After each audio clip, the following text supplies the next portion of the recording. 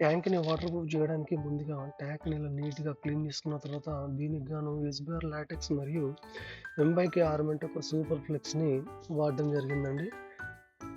మనం ట్యాంక్‌ని క్లీన్‌గా చేసుకున్న తర్వాత ఫస్ట్ కోటింగ్ అని ఎస్‌బీఆర్ లాటెక్స్‌ని వాడడం జరిగింది. ఆ తర్వాత ప్లాస్టింగ్ అయిపోయిన తర్వాత ఫుల్‌గా వాటర్ నింపిన తర్వాత ఈ విధంగా సైడ్‌కి లైట్‌గా వాటర్ కారడం జరిగిందండి. దీనికి గాను ఇన్‌స్టా ప్లగ్ ఎంవైకే ఒక ఇన్‌స్టా ప్లగ్‌ని వాడడం జరిగింది.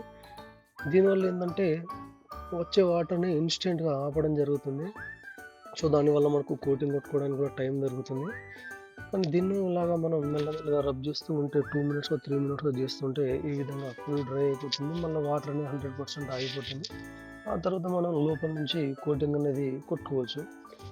ఆ తర్వాత లోపల ఉన్న వాటర్ మొత్తం తీసేసిన తర్వాత ఈ విధంగా డ్రై అయిపోయిన దాన్ని మళ్ళీ చిన్న చిన్న డస్ట్ పార్టికల్స్ ఏమైనా ఉంటే దాన్ని మంచిగా క్లీన్ చేసుకొని ఎంవైకే ఆర్మెంట్ తోటి దీన్ని సెకండ్ కోటింగ్‌లో అప్లై చేయడం జరిగిందండి.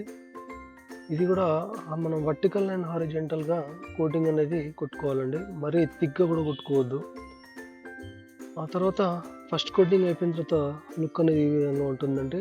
ఆ తర్వాత నెక్స్ట్ డే డ్రై అయిన తర్వాత మళ్ళీ సెకండ్ కోటింగ్. మనం కెమికల్ కలిపేటప్పుడు కంపల్సరీ మన దగ్గర కెమికల్ కలిపే మిక్స్చర్ మిషన్ ఉంటదండి. దాంతోటే కంపల్సరీ కలపాలండి. సో, దాంతోటే కెమికల్ అనేది కరెక్ట్‌గా మిక్స్ అవుతుంది. సో, తర్వాత సెకండ్ కోటింగ్ అనేది ఈ విధంగా వేసుకోవాలండి. దీనివల్ల మన వాటర్ ట్యాంక్ యొక్క లైఫ్ పెరుగుతుంది. అండ్ వాటర్ లీకేజ్ అనేది అస్సలు ఉండదండి. మనకు ఇటువంటి ట్యాంకులున్న అండ్ ఏమైనా బాత్రూమ్స్ ఉన్న బాల్కనీ ఆర్ మన టెర్రస్ ఏమైనా ఉంటే వాటర్ ప్రూఫింగ్‌కి పైన కనిపిస్తున్న నంబర్‌కి కాంటాక్ట్ అవ్వండి. Thank you.